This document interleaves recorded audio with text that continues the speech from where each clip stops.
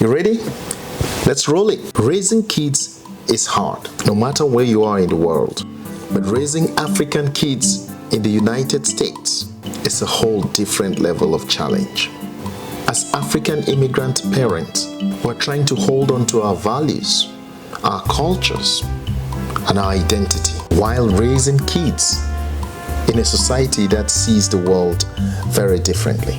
And if you've ever felt stuck between two cultures, worried about your kids growing too American, or struggle to discipline without feeling guilty, this video is for you.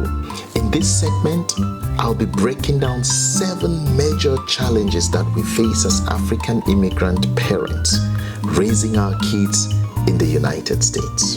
And more importantly, I'll be sharing some real practical solutions that can help you handle each one of these challenges. Challenge number 5, social media and peer pressure. Let's be real. Many of us as African parents did not grow up with social media. We didn't have to worry about TikTok challenges, global trends or viral trends, or meeting some stranger somewhere, anywhere in the world trying to influence the way we believe, the way we look at our values, and the way we behave. But today, that's the world our kids live in. From a very young age, they are surrounded by social media. And guess what? It's shaping how they see themselves, how they see their culture, and how they even see their family. They start comparing things, their lunch, their accent, their skin tone, their home life. And guess what? When they don't see African culture represented, or worse of all, being mocked by people who look like them, they try to hide who they are just so they can fit in. That's social media for you. But that's the reality of our kids' environment. That's the reality of the world that they're living in.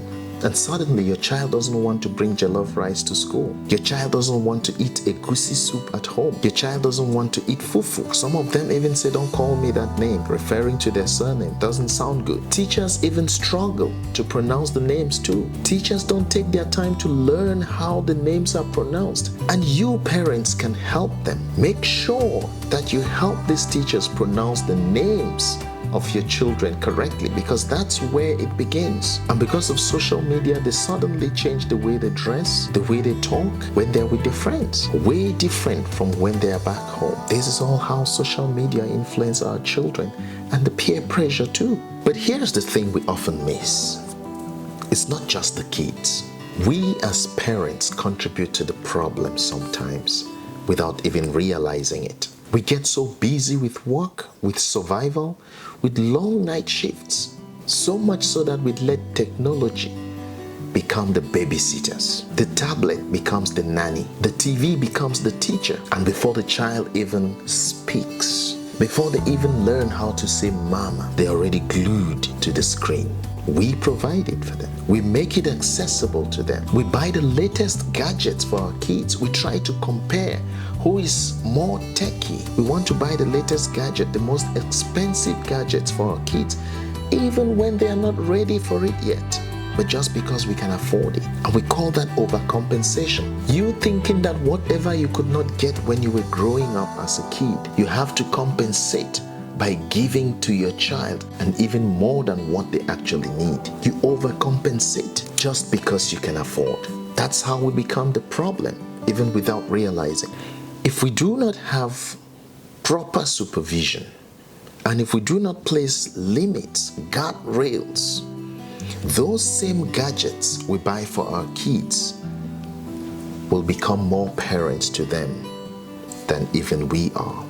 At dinner times, in the dinner table, you find children with their phones just glued on it, not even conversing with you, with their parents, sometimes just locking themselves in their rooms.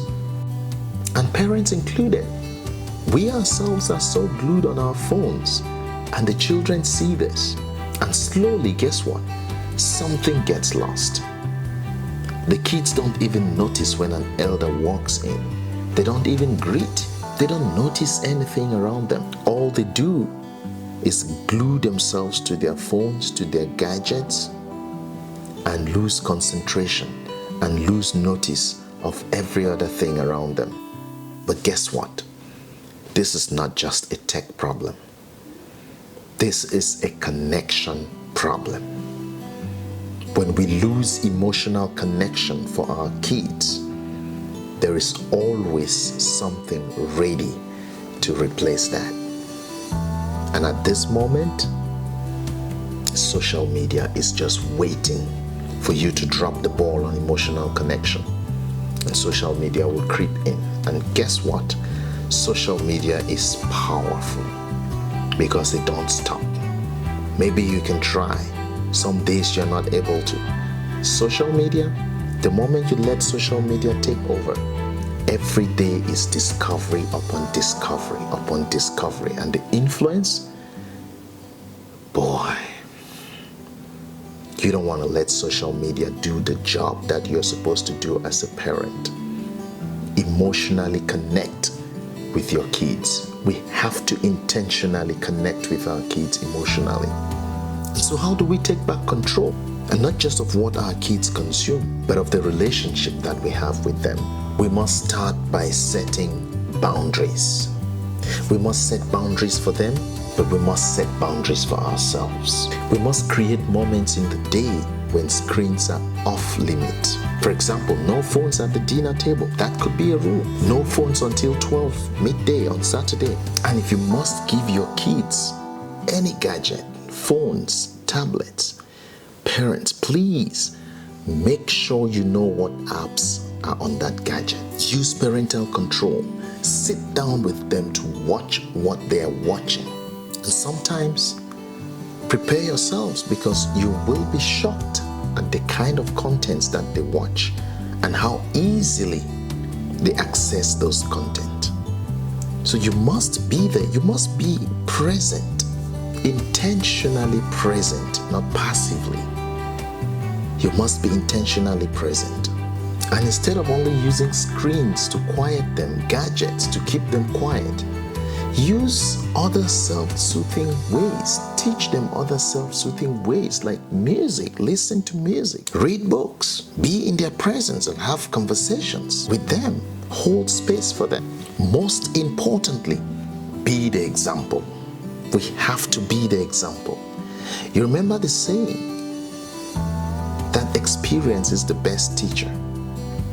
That do what I do is always the best way of leading, is the best way of teaching, is the best way of grooming, not just what I say.